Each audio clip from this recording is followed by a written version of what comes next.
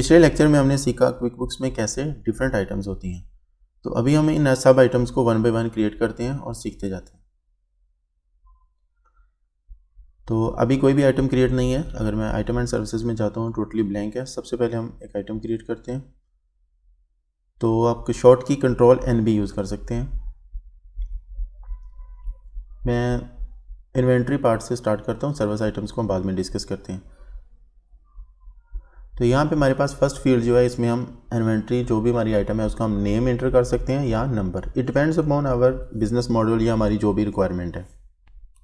I will recommend कि आप ये सब कुछ स्टार्ट करने से पहले एक बार अच्छे तरीके से अपनी जो भी बिज़नेस की ज़रूरियात, इस इन्वेंट्री के रिलेटेड नीड्स हैं, उनको आप अच्छे तरीके से सर्टन कर लें और आपको एक कंप्लीट आइडिया हो कि आप क्या करने जा रहे हैं। कि आपने नेम की जगह पे क्या लिखना है, डिस्क्रिप्शन, सेल परचेज डिस्क्रिप्शन या सेल डिस्क्रिप्शन कैसे लिखनी है, ताकि जितनी भी आइटम्स आप क्रिएट करें वो एक ही तरीके से क्रिएट हो ना कि। और दूसरी एक और बात कि इसको अप्रूव करने के लिए या क्रिएशन के लिए आपके ऑर्गेनाइजेशन में एक ही बंदा होना चाहिए जो अल्टीमेटली अप्रूवल करे किसी भी आइटम की क्रिएशन के लिए। अगर मल्टीपल बंदे होंगे तो हर कोई अपने हिसाब से डिस्क्रिप्शन लिख रहा होगा, अपने हिसाब से क्रिएट कर रहा होगा, तो बाद में आपको सिमेट्रिकल रिपोर्ट्स नहीं मिलेंगी या सर्च करने में भी प्रॉब्लम्स रहेंगी।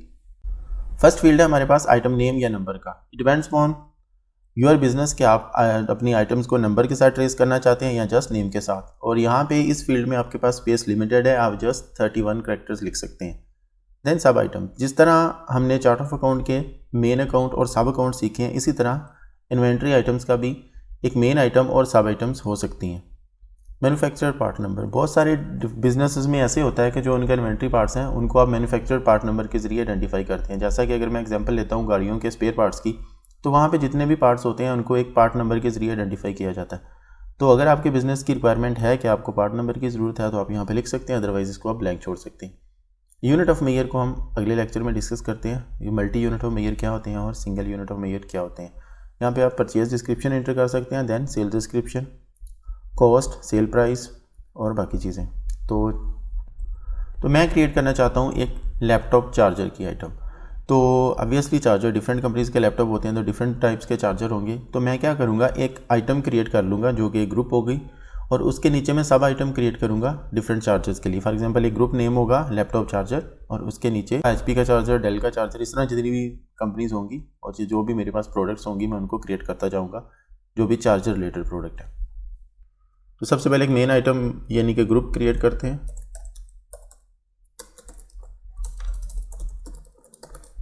लैपटॉप चार्जर, ये किसी का भी सब आइटम नहीं है क्योंकि ये फर्स्ट आइटम क्रिएट हो रही है। अभी पार्ट नंबर कुछ नहीं है, यूनिट ऑफ मेजर हम बाद में देखेंगे।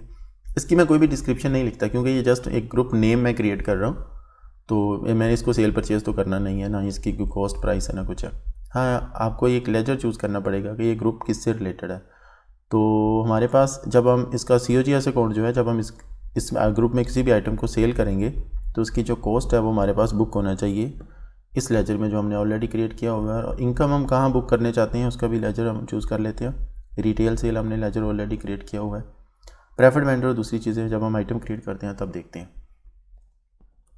तो इसको मैं सेव करता हूँ। अगर मैं ओके करूँगा तो ये सेव हो जाएगी और ये विंडो क्लोज हो जाएगी। अगर मैं नेक्स्ट करता हूँ तो ये जो फील्ड जो मैंने चूज़ किए हैं ये ऑलरेडी प्री फील्ड रहेंगे और बाकी फील्ड ब्लैंक हो जाएंगे ताकि मैं यहीं पे दूसरी आइटम क्रिएट कर सकूँ। ये विंडो क्लोज नहीं होगी। ओके, तो मैं अपना पहला एक आइटम क्रिएट करता हूँ, HP laptop charger, and this is a सब आइटम ऑफ जो मैंने एक मेन ग्रुप क्रिएट किया अभी लैपटॉप चार्जर्स का। पार्ट नंबर लेट्स से मैं यूज़ नहीं करना चाहता। तो डिस्क्रिप्शन भी हमारी यही है, HP लैपटॉप चार्जर। अगर आपके पास मतलब चार्जर के डिफरेंट मॉडल हैं या कोई भी और डिस्क्रिप्शन है, वायर लेंथ डिफरेंट है, तो आप यहाँ पे वो कंप्लीट डिटेल लिख सकते हैं। यहाँ पे आपके पास लंबी स्पेस है, आप कुछ भी लिख सकते हैं। लेकिन जो आइटम नेम वाला फील्ड है, आई विल रिपीट कि यहाँ पे जस्ट आपके पास 31 कैरेक्टर्स की लिमिट है। तो सेल डिस्क्रिप्शन भी मेरी यही है। आप अगर सेल डिस्क्रिप्शन और परचेज डिस्क्रिप्शन को सेपरेट रखना चाहते हो तो आप वो भी कर सकते हैं। देन कॉस्ट, लेट्स से ये हमें 1200 का मिलता है।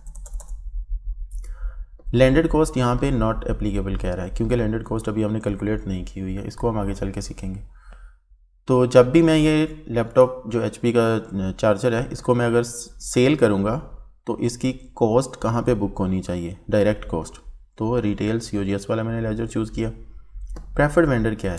प्रेफर्ड वेंडर ये होता है कि यूजुअली आप किस वेंडर से बाई करते हैं? आप एक भी वेंडर यहाँ पे ऐड कर सकते हैं, इसके अलावा अल्टरनेटिव वेंडर भी हो सकता है कि अगर उसके पास चीज़ नहीं है तो आपको और कहाँ से मिलती है। इस तरह किसी भी आइटम से रिलेटेड आपके अगर हज़ारों आइटम होगी तो हर बार आप कहीं एक्सेल में शीटें तो नहीं बना रहे होंगे कि मैं किससे परचेज़ करता हूँ या अल्टरनेटिव वेंडर क्या है। तो आप यहाँ पर ही डिटेल लिख सकते हैं कि मेरा रेगुलर वेंडर कौन सा है, अगर उसके पास चीज़ नहीं है तो अल्टरनेटिव वेंडर कौन सा है। इसके अलावा सेल प्राइस आप इधर एंटर करेंगे। लेट्स से हम इसको 1500 का सेल करते हैं और जो ही मैं अगली फील्ड पे जाता हूँ तो मेरे पास यहाँ पे मार्कअप और मार्जिन ऑटोमेटिकली कैलकुलेट हो जाता है ताकि मुझे साथ साथ पता चलता रहे मैं लॉस पे तो नहीं प्राइस सेट कर रहा है इसकी। इनकम अकाउंट, रिटेल सेल, क्योंकि ये रिटेल आइटम है हमने वो चूज़ किया। इन्वेंट्री एसेट कि जब हम इसको परचेज़ करते हैं एसेट को, तो जब तक ये सेल नहीं होता तो ऑब्वियसली जब हमने परचेज़ किया तब तक हमारा ये एसेट है, एक्सपेंस तो बनेगा नहीं। तो एसेट हम कहाँ पे रिकॉर्ड करना चाहते हैं as a balance sheet item, तो उसके लिए हमने ये वाला लेजर सेलेक्ट किया। बाय डिफ़ॉल्ट ये लेजर सेलेक्टेड होता है। अगर आपके पास डिफरेंट काइंड ऑफ एसेट हैं और आप डिफरेंट डीपली इन्वेंट्री को मोनीटर करना चाहते हैं तो आप और लेजर भी असाइन कर सकते हैं, but make sure it's other current asset only. Then ये रीऑर्डर पॉइंट और इकोनॉमिक ऑर्डर क्वांटिटीज़ को हम आगे चल के सीखेंगे। सेव। तो अभी हम देखते हैं हमारे पास एक ग्रुप क्रिएट हुआ, यानी कि मेन आइटम जो कि है लैपटॉप चार्जर्स, और इसके नीचे थोड़ा सा राइट साइड पे, जैसे आपको ये चार्ट ऑफ अकाउंट में लेजर थोड़ा सा राइट साइड पे नज़र आते थे, यहाँ पे आपको सारे इसकी जो भी इसके अंडर आइटम हम क्रिएट करेंगे वो मिलती जाएंगी। डिस्क्रिप्शन है इसकी, टाइप इन्वेंट्री, अकाउंट जो हमने सेल्स के लिए अकाउंट चूज़ किया हुआ है, ये कॉलम है जी टोटल क्वांटिटी का जो कि अभी 0 है, यहाँ पे क्वांटिटी हिडन होगी। Then on sales, sale order पे कितनी आइटम्स है, यूनिट ऑफ मेयर क्या है, ये हमें साइन नहीं किया। सेल प्राइस, और इन सारे कॉलम्स को आप अपनी मर्ज़ी के साथ किसी की भी सीक्वेंस चेंज कर सकते हैं। इन कॉलम में से कुछ को हाइड कर सकते हैं, न्यू कॉलम्स ऐड कर सकते हैं, जो भी इन्वेंट्री की डिटेल के रिलेटेड होती हैं सारे। उसके लिए जैसे हमने चार्ट ऑफ अकाउंट के लेजर को कस्टमाइज़ किया था, आप इस लिस्ट को भी कस्टमाइज़ कर सकते हैं इस ऑप्शन के ज़रिए, और इसका व्यू भी चेंज कर सकते हैं। आपको फ्लैट व्यू चाहिए या हायरार्किकल व्यू चाहिए।